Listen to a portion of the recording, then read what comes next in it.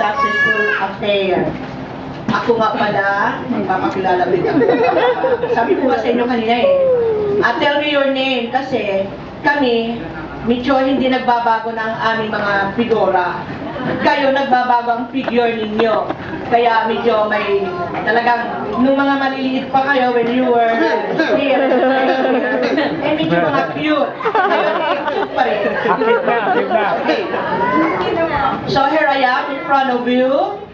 Miss Christine, your elementary statistics teacher. And I would like to congratulate Miss Senen Ribay for following my footsteps, my advances.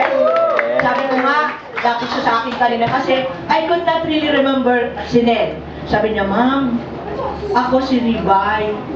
Kumuha ako ng business statistics kasi madalas ninyong sabihin sa amin na sana isa man sa inyo ay kumuha ng Bachelor of Science in Statistics like the daughter of Mrs. De Leon who is now very successful in Vienna. No?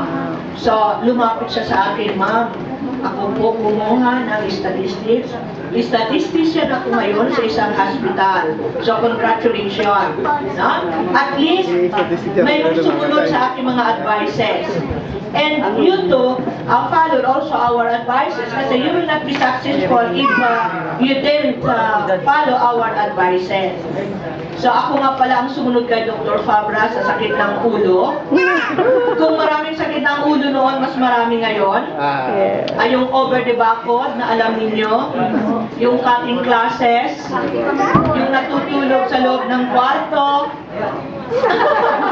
Ayan, tumaas siya. Hindi naman, hindi ka naman natutulog pag ako nandun, di ba? Okay, so, ako kay Ma'am Barbares. Okay, congratulations for being successful. Mas successful pa nga kayo sa amin.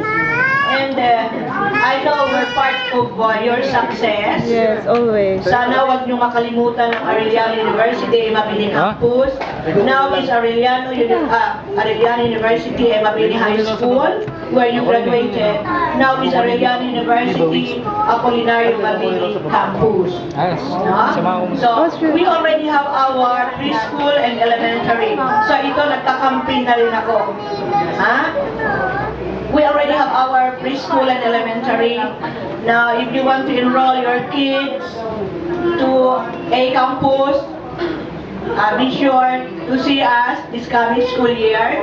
Napakaganda ng aming preschool and elementary. Even the high school. Dahil kung hindi maganda, hindi kayo magiging successful. Okay. And aside from that, we are inviting you to our activities this coming February 29. Baka gusto nyo manood ng acrobatic show sa amin, kaya nga lang may bayad ng ticket. So ito, another campaign na naman, ha?